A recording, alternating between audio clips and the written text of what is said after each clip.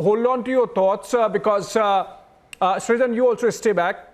We continue this conversation. I am told we are joined in by our Science Minister and of course also Minister of State in the PMO, Jitendra Singh, over the phone.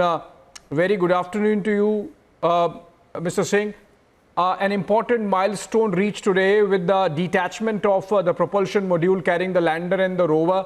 Just 5 days short of actual landing of Chandryaan-3. Your message to the scientific community engaged in this tremendous exercise to launch India's ambitions on the moon. Thank you. Thanks, Abhishek, for having me there. I think the last most critical test is over now. The earlier one was when Chandrayaan moved out of the Earth orbit to go towards the lunar orbit. And now I think we have all the confidence at our command to say that it will be a successful landing and a successful mission on the 23rd of July.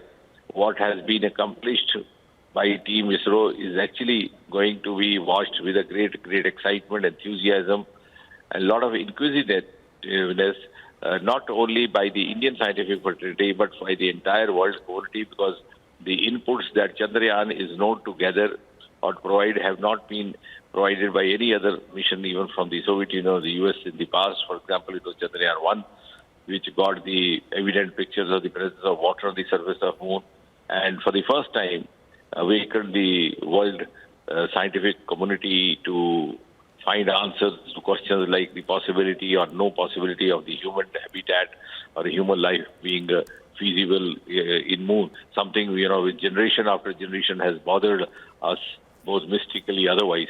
So these are some of the questions for which Chandrayaan has started, exploring answers.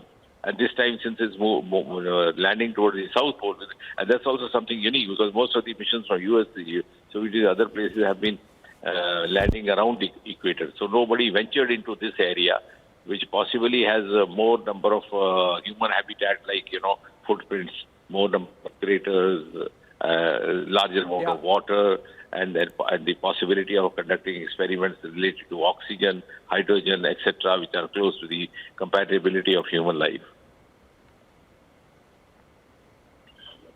Of course, Mr. Singh, it's great to have a Minister of Science who understands science so much himself. Before I let you go, let me fish for some news. Would the Prime Minister be present at the ISRO headquarters when the landing happens on 23rd? Right now, I'm not in the position to respond to that, but I think as soon as the decision is taken, we will share it.